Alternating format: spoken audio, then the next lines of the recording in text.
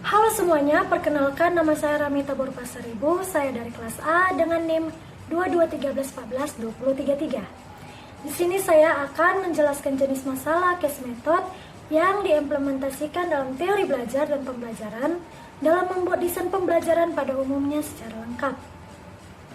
Nah, di sini saya akan mengambil jenis case method yang pengimplementasian teorinya sudah terjadi dalam kalangan umum. Salah satunya yaitu teori behavioristik. Nah, teori belajar behavioristik ini adalah teori belajar yang mengedepankan perubahan perilaku peserta didik sebagai hasil proses pembelajaran. Terjadinya perubahan tingkah laku diakibatkan oleh adanya interaksi antara stimulus dan respon. Teori belajar ini berorientasi pada perilaku yang lebih baik. Adapun beberapa prinsip teori belajar behavioristik menurut Mukinan, yang pertama itu ada apabila seseorang sudah mampu menunjukkan perubahan perilaku, maka dikatakan sudah belajar. Yang artinya kegiatan belajar yang tidak membawa perubahan perilaku tidak dianggap belajar menurut teori behavioristik ini. Yang kedua, hal yang paling penting pada teori ini adalah stimulus dan respon karena bisa diamati. Hal-hal selain stimulus dan respon tidak dianggap penting karena tidak bisa diamati. Yang ketiga, adanya penguatan atau reinforcement, yaitu hal-hal yang bisa memperkuat respon. Penguatan bisa berupa penguatan positif dan negatif. Nah, di sini saya akan mencontohkan penerapan teori behavioristik dalam kehidupan sehari-hari. Nah, bisa dilihat dari beberapa contoh seperti guru menyusun materi atau bahan ajar secara lengkap, mulai dari materi sederhana sampai dengan kompleks. Di sini saya akan mempraktikkan saya sebagai guru yang mengajarkan siswa-siswa atau murid saya. Baiklah anak-anak, kita akan masuk ke materi seni musik mengenai teknik vokal. Sebelum kita masuk ke praktek atau latihan yang lebih dalam, kita harus tahu dulu apa arti teknik vokal. Jadi teknik vokal adalah cara orang atau cara manusia menghasilkan suara yang baik, merdu, dan indah sesuai dengan keinginan pencipta lagu. Dan di dalam teknik vokal ada beberapa unsur yang sangat diperlukan. Yang pertama itu ada pernafasan, artikulasi, intonasi, presering, dan ekspresi. Nah, saya akan menjelaskan satu persatu dari unsur-unsur teknik vokal. Yang pertama itu tadi ada pernapasan.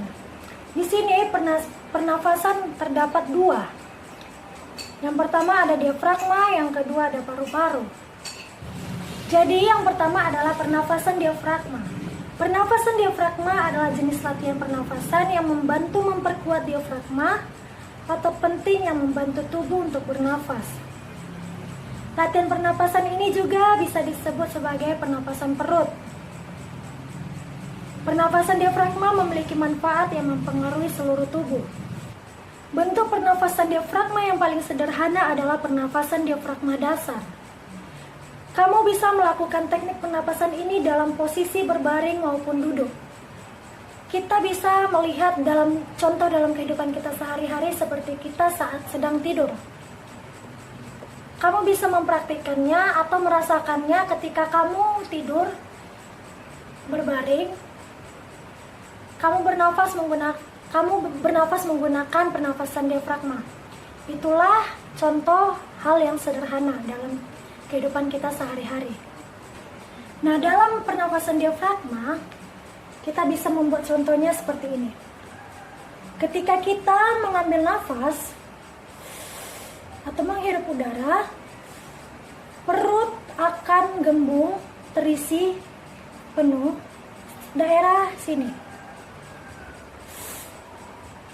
Nah, ketika kita ingin membuangkannya, perut akan kembali mengempes perlahan-lahan.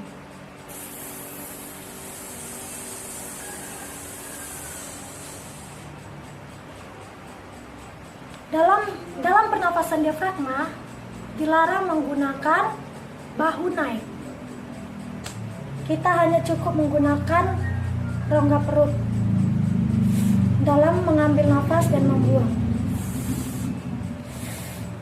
tanpa bahu ikut naik. Nah, pernafasan diafragma ini adalah pernafasan yang sangat dianjurkan bagi pemula atau bagi kamu yang ingin belajar tentang teknik vokal secara dasar. Nah, yang kedua ada artikulasi. Artikulasi adalah perubahan rongga dan ruang dalam saluran suara untuk menghasilkan bunyi bahasa demi kata yang baik, benar, dan jelas. Area artikulasi terbentang dari bibir luar sampai pita suara, di mana fonem-fonem terbentuk berdasarkan getaran pita suara, disertai perubahan posisi lidah dan semacamnya. Saya saat ini sedang berbicara. Nah, ini juga disebut sebagai artikulasi, yang dimana kata demi kata yang saya ucapkan bisa terdengar dengan baik, jelas, dan benar. Selanjutnya yang ketiga ada intonasi. Intonasi adalah ketepatan sebuah nada dalam lagu atau kalimat. Nah, jadi di sini intonasi kita tahu ketika kita bernyanyi, kita harus tahu kapan naik turunnya melodi atau nada yang kita nyanyikan. Nah, di sini saya akan mencontohkan satu lagu, yaitu berjudul Tanah Airku. Tanah airku tidak kulupakan, kan terkenang selama hidupku. Biarpun saya pergi jauh,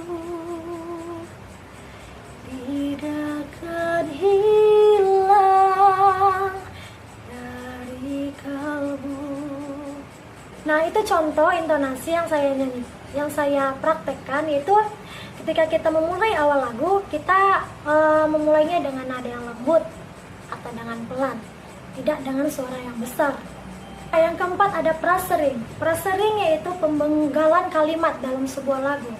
Dalam teknik bernyanyi, prasering sangat penting, yaitu pemenggalan kalimat, yang dimana ketika kita bernyanyi, kita tahu di kalimat mana yang akan kita potong ketika nafas ingin sudah habis. Di sini saya akan mencontohkan pemenggalan kalimat yang baik dan benar.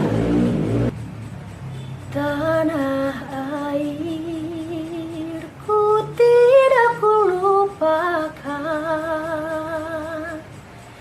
kan terkenang selama hidupku. Biarpun saya pergi jauh, tidak akan hilang dari kalbu. Nah, itu adalah contoh pemenggalan kalimat yang baik. Saya akan mempraktekkan contoh pemenggalan kalimat yang salah. Tanah airku tidak kulupakan, kan terkenang selama hidupku. Nah, itu adalah salah satu contoh pemenggalan kalimat yang salah dalam bernyanyi. Nah, yang kelima atau yang terakhir yaitu ada ekspresi. Jadi ekspresi dalam bernyanyi merupakan suatu kegiatan yang dilakukan oleh seorang penyanyi terkait dengan bagaimana suatu lagu harus dinyanyikan sesuai dengan jiwa isi lagu tersebut, melalui penggunaan warna suara, dinamika, tempo, serta mimik yang sesuai dan bersinergi, yang dimana lirik yang dinyanyikan bisa tersampaikan bagi para pendengar. Itu dia beberapa penjelasan atau contoh yang bisa saya terapkan mengenai materi atau bahan ajar yang sudah saya siapkan mengenai materi teknik vokal, yaitu unsur-unsur teknik vokal. Nah, jadi contoh-contoh penerapan teori behavioristik yang kedua itu ada selama mengajar, guru lebih banyak memberikan contoh berupa instruksi. Yang ketiga, jika guru menjumpai adanya kesalahan baik pada materi maupun pada peserta didik, maka akan segera diperbaiki. Yang keempat, ada guru lebih aktif memberikan latihan agar terbentuk kebiasaan yang diinginkan. Yang kelima, ada guru memberikan evaluasi berdasarkan perilaku yang terlihat. Dan yang terakhir adalah guru harus mampu memberikan penguatan atau reinforcement baik dari sisi positif dan negatif. Nah, yang kedua di sini saya akan menjelaskan solusi untuk jenis masalah atau case method yang dimana pengimplementasian teori belajar dan pembelajarannya dalam membuat desain pembelajaran tersebut bisa saya berikan secara lengkap. Nah, di sini guru bisa menerapkan teknik strategi pembelajaran behavioristik di kelas. Yang pertama ada latihan. Nah, guru bisa mempraktekkan sebuah keterampilan tertentu dengan cara menggunakan pola latihan berulang dengan dicontohkan langsung oleh guru. Ini bertujuan agar siswa terbantu dalam melihat pengulangan dan penguatan dalam sebuah keterampilan sehingga mereka bisa lebih paham. Nah, di sini saya akan mencontohkan atau mempraktekkan saya sebagai seorang guru yang akan memberikan contoh latihan kepada murid-murid saya. Baiklah anak-anak, ada beberapa hal yang harus kita lakukan ketika kita sebelum bernyanyi. Yang pertama, kita harus ada latihan, yaitu latihan pernapasan untuk mengencangkan rongga-rongga perut kita supaya ketika kita bernyanyi, organ-organ tubuh kita tidak terkejut atau tidak sakit. Nah, di sini kita akan memulai latihan pernapasan desis. Nah, di sini ada pernapasan desis yang dimana pernapasan ini kita tarik selama 3 detik dan kita tahan selama 10 detik, lalu kita buang secara perlahan selama 15 detik. Saya akan mempraktekannya. Pertama kita menariknya, tahan,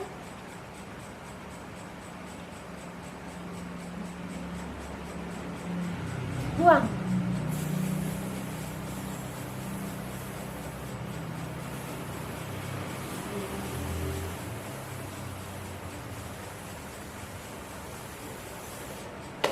Ya, seperti itulah latihan yang kita bisa terapkan sebelum kita memulai bernyanyi. Nah, solusi yang kedua yaitu ada tanya jawab. Guru bisa menggunakan pertanyaan sebagai stimulus dan jawaban sebagai respon. Secara bertahap, pertanyaan yang diberikan akan semakin sulit dari waktu ke waktu. Ini agar siswa bisa mengetahui pola atau penguatan yang diberikan oleh guru. Untuk yang solusi yang ketiga yaitu ada membimbing latihan. Guru bisa terlibat langsung dalam membantu siswa dalam mengatasi masalah tertentu untuk memberi mereka penguatan dan demonstrasi. Yang keempat ada review rutin. Ulasan atau review sangat penting untuk teori pembelajaran behavioristik ini. Pada sesi ini, kita akan melihat kembali materi dan memberikan penguatan positif sehingga membantu siswa untuk mengingat informasi dan pengetahuan dengan lebih baik.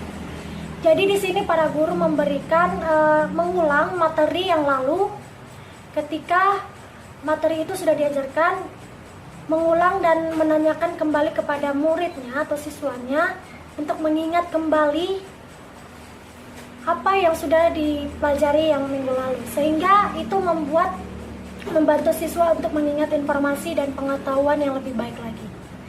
Yang kelima ada penguatan positif. Ruang kelas dengan penerapan teori belajar behavioristik akan menggunakan penguatan positif secara teratur. Ini bisa dengan cara pujian verbal, sistem penghargaan, hak tambahan, dan sebagainya. Jadi kita bisa memberikan hadiah berupa hadiah ketika seorang siswa mampu melakukan hal-hal yang disuruh oleh gurunya, seperti tugas, praktek, atau apapun. Kita bisa memberikan pujian ataupun sebuah barang yang membuat dia senang atau merasa dihargai. Jadi ini bisa menimbulkan penguatan positif dalam diri siswa tersebut. Nah, yang terakhir di sini saya akan menjelaskan model atau strategi atau pendekatan pembelajaran untuk mengoptimalkan teori belajar dan pembelajaran dalam membuat desain pembelajaran secara efektif dan efisien. Nah, strategi atau pendekatan yang saya pakai di sini adalah pendekatan proses, yang dimana artinya pendekatan pengajaran yang memberikan kesempatan kepada siswa untuk menghayati proses penemuan atau penyusunan suatu konsep sebagai suatu keterampilan proses. Pendekatan ini berorientasi pada proses. Pada pendekatan ini, peserta didik atau siswa diharapkan benar-benar menguasai proses. Pendekatan ini penting untuk melatih daya pikir ataupun mengembangkan kemampuan berpikir dan melatih psikomotor peserta didik. Nah, di sini saya akan mempraktikannya atau mencontohkannya.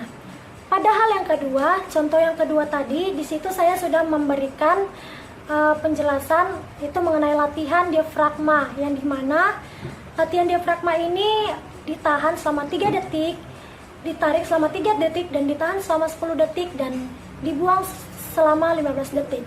Nah, di pendekatan proses ini saya memberi contoh sebagai lanjutan dari bahan contoh yang kedua tadi, yaitu dengan cara menambah jumlah detik dalam berlatih. Jadi setiap siswa saya memberikan latihan kepada mereka mengenai pernafasan diafragma, yaitu desis, yang tadinya 15 detik ditambah menjadi 20 detik, 25 detik, hingga 30 detik, sampai mana mereka sanggup selama latihan yang mereka lakukan di rumah. Di sini saya akan mencontohkan pernafasan diafragma desis yang tadinya 15 detik, saya akan menambahkannya menjadi 20 detik. Di sini saya akan menarik nafas selama 3 detik, menahan nafas selama 10 detik, dan membuang nafasnya selama 20 detik. Tarik, tahan,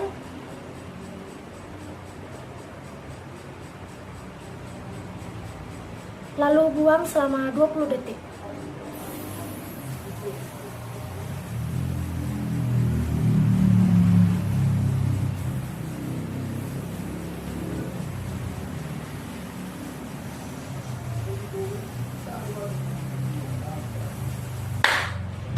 Nah, seperti itulah contoh yang dapat saya lakukan. Dan di sini saya akan memberikan suatu proses kepada siswa yang dimana setiap minggunya akan bertambah jumlah detiknya. Nah, disitulah strategi atau pendekatan saya lakukan, yaitu pendekatan proses, yang dimana latihan dibutuhkan perlahan-lahan tetapi tepat. Sekian informasi penjelasan mengenai desain pembelajaran. Mohon maaf jika ada kesalahan atau kata-kata yang menyinggung atau yang kurang. Saya ucapkan terima kasih dan sampai jumpa.